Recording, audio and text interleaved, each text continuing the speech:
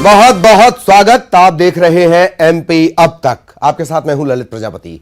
सबसे पहले बात करेंगे कल दिल्ली में होने वाली बीजेपी की बड़ी बैठक की। सीएम शिवराज और सभी सांसदों की बैठक होनी है। चुनाव की तैयारी के लिए बूथ सशक्तिकरण, बूथ को कैसे मजबूत किया जाए, इस पर मीटिंग होगी, बैठक होगी, चर्चा होगी। सीएम शिवराज और सभी सांसद इस बैठक का हिस्सा होंगे। निकाय चुनाव, त्रिस्तरीय पंचायत चुनाव, बीजेपी की जीत, बीजेपी गदगद और अब 2023 का टारगेट, इसी को लेकर कल महत्वपूर्ण बैठक दिल्ली में।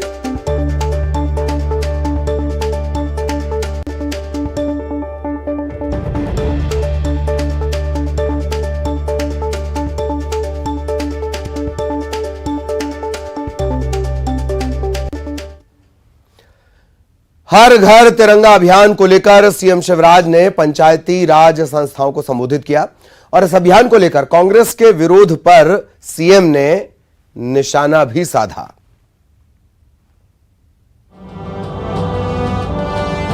हर घर तिरंगा अभियान को लेकर सीएम शिवराज ने पंचायती राज संस्थाओं के निर्वाचित जनप्रतिनिधियों को वीडियो कॉन्फ्रेंसिंग के जरिए संबोधित किया। वहीं कोरोना के चलते अपने माता पिता को गंवा देने वाले बच्चों से भी उन्होंने संवाद किया।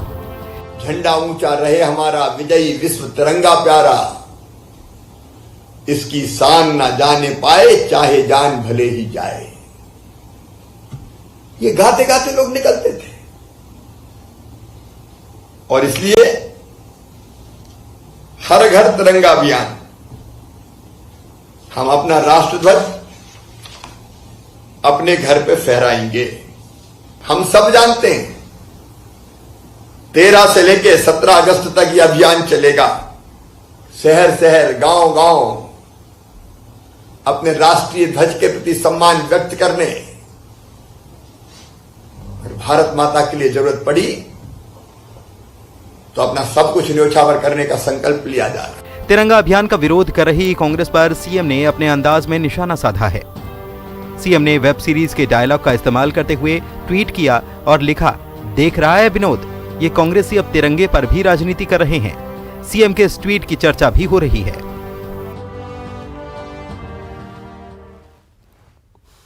इधर महंगाई, बेरोजगारी और दूसरे मुद्दों को लेकर भोपाल में कांग्रेस सड़क पर उतरी। वैसे तो पूरे देश में सड़क पर उतरी है।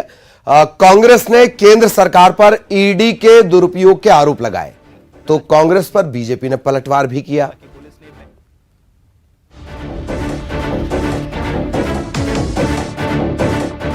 केंद्र सरकार के खिलाफ कांग्रेस भोपाल में सड़क पर उतरी। राजभवन का घेराव करने निकले कांग्रेसियों को हालांकि पुलिस ने पहले ही रोक लिया।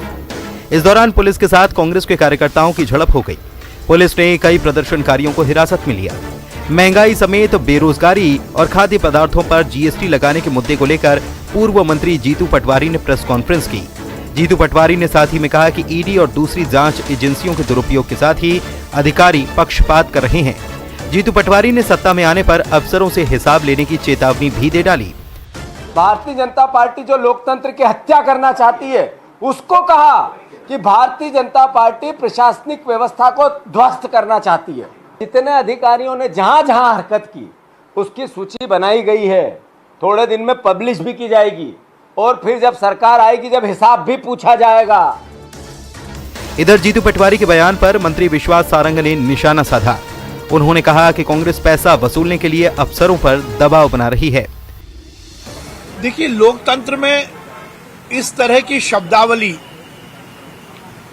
आपका घमंड प्रदर्शित करती है। आपको सरकार में आना है या नहीं आना, ये जनता निश्चित करती है।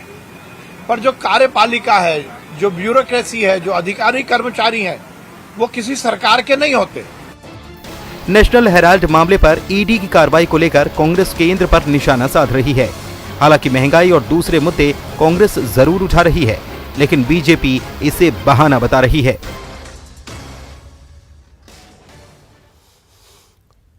और ग्वालियर नगर निगम में बीजेपी ने सभापति का चुनाव जीत लिया है। वहीं शाजापुर नगर पालिका में अध्यक्ष पद पर बीजेपी का कब्जा है। सिंगरौली नगर निगम और नर्मदापुरम नगर परिषद के अध्यक्ष भी बीजेपी के बने हैं। इधर मुरैना नगर निगम में अध्यक्ष कांग्रेस का बना है।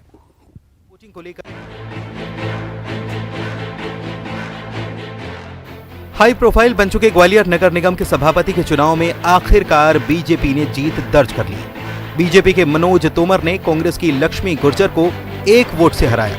यहां क्रॉस वोटिंग को लेकर बीजेपी अपने पार्षदों को हरियाणा लेकर गई थी। ग्वालियर के विकास के मामले में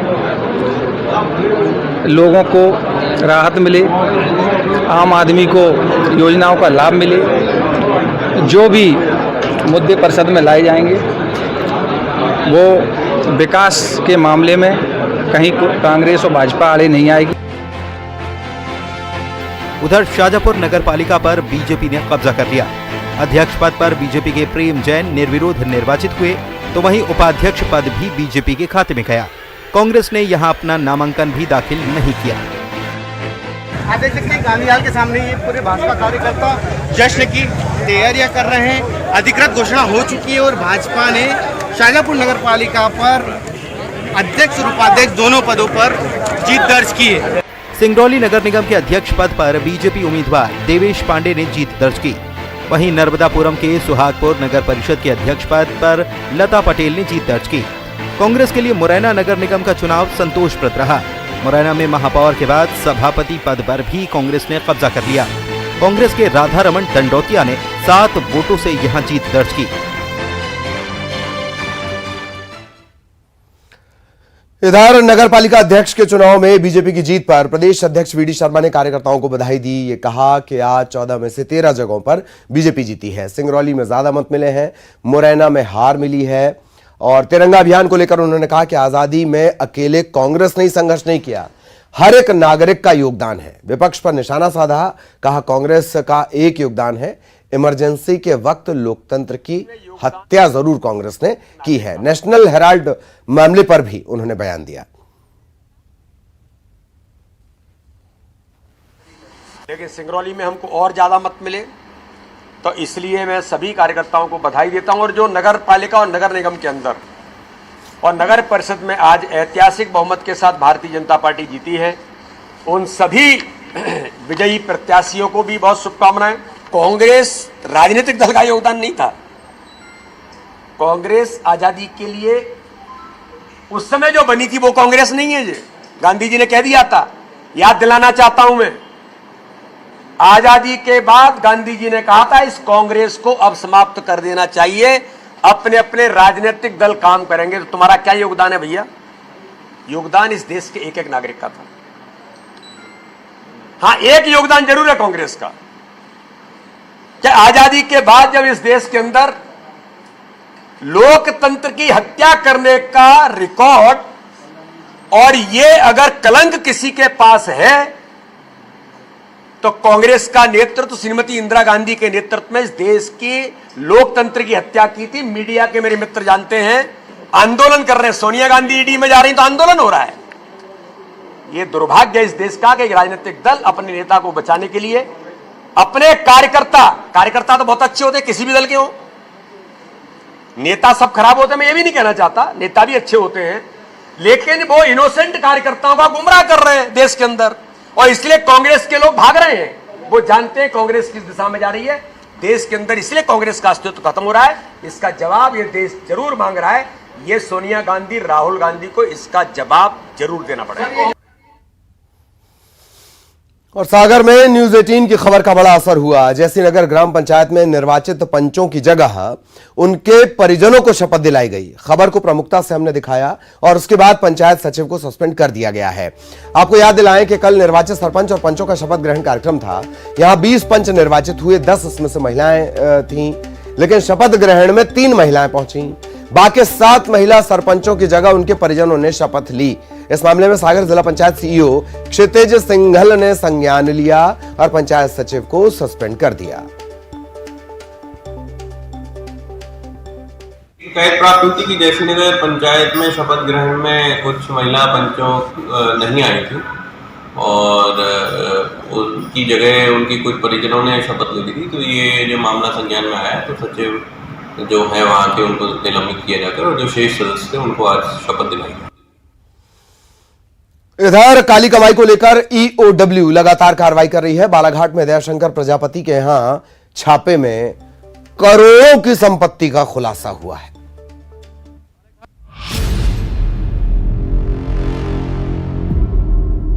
बालाघाट में मध्य प्रदेश पूर्व क्षेत्र विद्युत वितरण कंपनी के असिस्टेंट इंजीनियर के ठिकानों पर ईओडब्ल्यू ने रेड की। असिस्टेंट इंजीनियर दयाशंकर प्रजापति के यहां छापे में आय से 280% अधिक संपत्ति मिली है। इंजीनियर के खिलाफ ईओडब्ल्यू ने मामला दर्ज कर लिया है। बालाघाट में 6 आलीशान मकान, बूढ़ी गांव में 5 प्लॉट, गांव गर्रा, गांव गाय खुर्दी में 2 प्लॉट मिले हैं। वहीं दूसरे जिलों में भी अकूत संपत्ति की जानकारी ईओडब्ल्यू को मिली है, जिसकी जांच जारी है। प्रदेश पूर्वी क्षेत्र विद्युत वितरण कंपनी लिमिटेड के सहायक इंजीनियर श्री दयाशंकर प्रजापति के विरुद्ध आय से अधिक संपत्ति अर्जित करने के आरोप लगाए गए थे। शिकायत की जांच उप निरीक्षक श्रीमती कीर्ति शुक्ला के द्वारा की गई और जांच में जो साक्ष्य प्राप्त हुए उसके आधार पर पाया गया कि इनके जो आय के वैधानिक स्रोत हैं उसकी तुलना में लगभग 280% इनके द्वारा व्यय और संपत्ति अर्जित करना पाया गया। प्रथम दृष्टया आय से अधिक संपत्ति अर्जित करने के आरोप प्रमाणित पाए जाने से इनके विरुद्ध भ्रष्टाचार निवारण अधिनियम की विभिन्न धाराओं में प्रकरण पंजीबद्ध कर विवेचना में लिया गया है। उधर जबलपुर में नगर निगम के असिस्टेंट इंजीनियर आदित्य शुक्ला के यहां चल रही ईओडब्ल्यू की जांच में बड़ा खुलासा हुआ। आदित्य शुक्ला के बैंक लॉकर ने 33 लाख रुपए का सोना और 1 किलो से ज्यादा चांदी उगली है। वहीं 75 लाख रुपए का एक मकान भी मिला है। एक कॉन्वेंट स्कूल में भी हिस्सेदारी का अनुमान है। इन सभी की ईओडब्ल्यू फिलहाल जांच कर रही है। लॉकर की जानकारी मिली थी, कल लॉकर को खोला गया है। लॉकर में कुछ सोने और चांदी के जेवर मिले हैं, इसमें लगभग 600 ग्राम के आसपास सोने के जेवर हैं और 1000 ग्राम के आसपास चांदी के जेवर हैं। इसके अलावा बहुत सारे दस्तावेज मिले हैं, बहुत सारी सूचनाएं हैं जिनके बारे में सत्यापन और जानकारी एकत्र की जा रही है। सरकारी कर्मचारियों की काली कमाई पर ईओडब्ल्यू कार्रवाई कर रही है। भ्रष्टाचार पर लगाम लगाने के लिहाज से ऐसी कार्रवाई बेहद जरूरी है।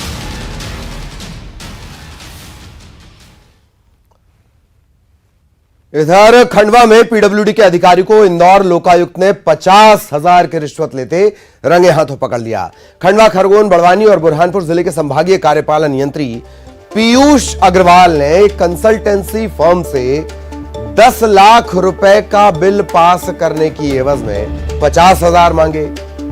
शिकायत की गई। सत्यता की जांच करने के बाद लोकायुक्त टीम ने पीडब्ल्यूडी पीआईक्यू के एग्जीक्यूटिव इंजीनियर पीयूष अग्रवाल को रिश्वत लेते रंगे हाथों पकड़ लिया।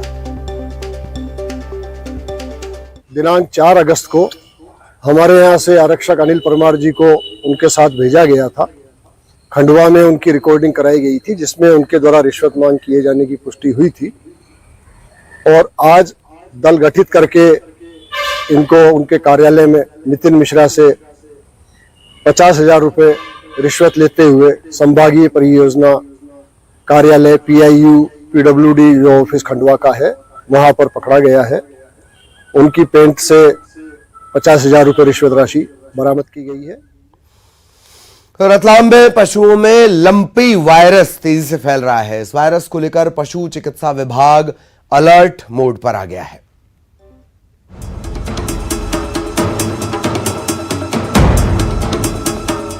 रतलाम के सेमलिया और बरबोदना गांव की गायों में लंपी वायरस के लक्षण मिलने की बात कही जा रही है। जिले के ग्रामीण इलाकों में गायों में लंपी वायरस के लक्षण देखे गए हैं। अब आपको बताते हैं लंपी वायरस है क्या। पशुओं में होने वाली एक वायरल बीमारी है। वायरस खून चूसने वाले कीड़ों की मदद से फैलता है। पशु के शरीर पर छोटी छोटी गांठ बनती है। बाद में गांठ घाव में तब्दील हो जाती है। पीड़ित पशु खाना कम कर देता है। पशु में रोग प्रतिरोधक क्षमता कम हो जाती है। यह वायरस पशु से मनुष्य में नहीं फैलता।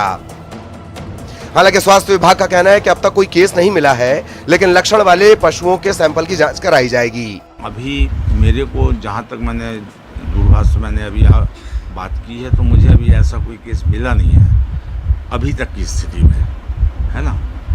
फिर भी हम तैयार हैं और हमने सारे अपने संस्थाओं को अलर्ट कर दिया है।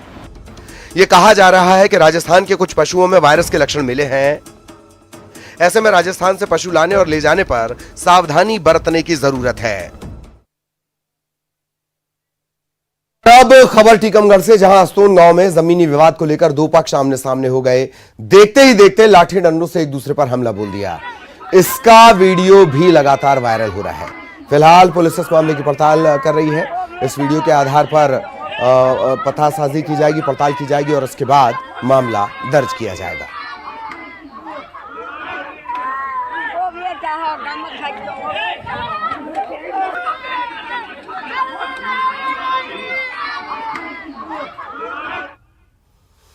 इधर आगरमालवा पुलिस ने गांजा तस्करी का खुलासा करते हुए 2 आरोपियों को गिरफ्तार किया है। विशाखापट्टनम से ट्रक में गांजे को छिपाकर ये राजस्थान ले जाने की फिराक में थे। पुलिस ने इस ट्रक से 3 क्विंटल 20 किलो गांजा जब्त किया है। पुलिस गिरफ्तार आरोपियों से पूछताछ कर रही है। तस्करी में और कौन कौन शामिल है ये पता करने की कोशिश की जा रही है। ट्रक को पकड़ा है जिसमें 320 किलो गांजा जब्त हुआ है और ये मुखबिर की सूचना पर कार्रवाई की गई है। उसमें सराहनीय भूमिका में additional SP Naval Singh Sisodia, SDOP Akanksha और थाना प्रभारी विजय सागरिया की टीम का सराहनीय कार्य रहा है। इसमें मेरे द्वारा 10,000 का इनाम घोषित किया गया था। इसमें 2 आरोपी पकड़े गए हैं। इसके नाम एक तो इमरान और जुबेर, दोनों मोहम्मद बड़ौदिया जिला शाजापुर के रहने वाले हैं और उनकी रिमांड के आधार पर हम लोग पूछताछ करेंगे ये माल कहां से लाए और कहां ले जा रहे थे। एक और दिलचस्प बात आपको बताते हैं गांजे से जुड़ी हुई। गांजे और उसके बाय प्रोडक्ट को लेकर कई एनजीओज हैं जो इसे नशे की जद से, नशे की लिस्ट से बाहर लाने को लेकर लगातार कोशिश कर रहे हैं। अब बात खरगोन की करेंगे। खरगोन में हर घर तिरंगा अभियान को लेकर लोगों को जागरूक करने के लिए कई किस्म के आयोजन किए जा रहे हैं। इसी क्रम में प्रदेश के पूर्व कृषि राज्य मंत्री बालकृष्ण पाटीदार एक कार्यक्रम में पहुंचे, तिरंगे वाली पगड़ी पहनी, घोड़े पर बैठे, घोड़े को नचाया और लोगों के आकर्षण का केंद्र बन गए। तस्वीरों में नजर आ रहा है 67 साल के हैं बालकृष्ण पाटीदार। उन्होंने हर घर तिरंगा लगाने की अपील की और इस तरह से वो अपील की।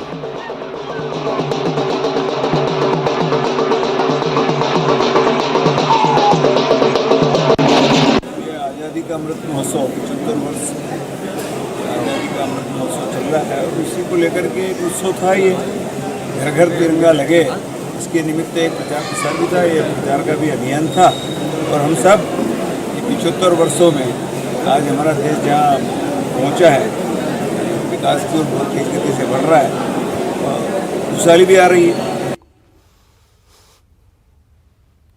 और इस वक्त केंद्रीय गृह मंत्री अमित शाह क्या कुछ कह रहे हैं वो सुनवाते हैं आपको। आज सभी के सभी लोग काले कपड़े पहनकर करें। मैं मानता हूं कि आज ही के दिन इस देश के प्रधानमंत्री श्री नरेंद्र मोदी जी ने राम जन्मभूमि का शिलान्यास किया था। 550 साल पुरानी ये समस्या का बहुत शांतिपूर्ण तरीके से समाधान निकला था और कहीं पर भी देश में ना दंगा हुआ था, ना हिंसा हुई थी और शांतिपूर्ण तरीके से करोड़ों करोड़ों लोगों की श्रद्धा को परवान चढ़ाने का काम इस देश के प्रधानमंत्री ने किया था। कांग्रेस ने आज का दिन इसीलिए विरोध के लिए और विशेषकर काले कपड़ों में विरोध के लिए सिलेक्ट किया है कि वो एक शटल मैसेज देना चाहते हैं कि हम राम जन्मभूमि के शिलान्यास का विरोध करते हैं और अपनी तुष्टीकरण की नीति को वो आगे बढ़ाना चाहते हैं। और मैं तो यही कहना चाहूंगा कि तुष्टीकरण की नीति न देश के लिए अच्छी है न कांग्रेस के लिए अच्छी है। तुष्टीकरण की नीति के चलते ही आज कांग्रेस जिस स्थिति में है वो स्थिति में दिखाई पड़ रही है। और जहां तक ईडी का सवाल है, सभी ने देश के कानून की व्यवस्था का सम्मान करना चाहिए और सहयोग करना चाहिए। धन्यवाद। और अब आपको दिखाते हैं टॉप 20।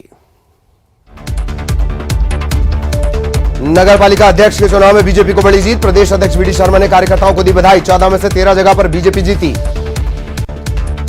जबलपुर में महंगाई बेरोजगारी के खिलाफ कांग्रेस का प्रदर्शन। केंद्र सरकार के खिलाफ जमकर नारेबाजी। दमोह नगर पालिका की हार को लेकर केंद्रीय राज्य मंत्री प्रहलाद पटेल का ट्वीट। चुनाव में हार के लिए जिम्मेदारी, जोड़तोड़ की राजनीति में हुए विफल। ग्वालियर में सभापति के संग्राम में बीजेपी ने मारी बाजी। मनोज तोमर की जीत, लक्ष्मी सुरेश से 1 वोट ज्यादा। चिकित्सा शिक्षा मंत्री विश्वास सारंग ने कांग्रेस पर साधा निशाना। पैसा वसूलने के लिए अफसरों पर दबाव बना रही कांग्रेस। रानी दुर्गावती विश्वविद्यालय में एबीवीपी कार्यकर्ताओं ने जमकर किया हंगामा। हाल ही में सामने आया था रैगिंग का मामला। गुना में नगर पालिका अध्यक्ष को लेकर बाड़ेबंदी। बीजेपी के 17 पार्षद पहुंचे उज्जैन। 10 अगस्त को अध्यक्ष उपाध्यक्ष का होना है चुनाव। इंदौर में एक छात्र ने फांसी लगाकर की आत्महत्या। परीक्षा में कम नंबर आने से था परेशान। बैतूल में एक महिला टीचर ने बंद होते स्कूल का किया कायाकल्प। स्कूटर से बच्चों को स्कूल लाती है शिक्षिका। जबलपुर में निजी अस्पताल में आग लगने की घटना के बाद बुरहानपुर में एनडीआरएफ की मॉक ड्रिल। इंदौर में ट्रैक्टर की चपेट में आने से मासूम की मौत। हादसे के बाद गुस्साए लोगों ने जमकर किया हंगामा। और इसी के साथ इस बुलेटिन में इतना ही। खबरें जारी रहेंगी।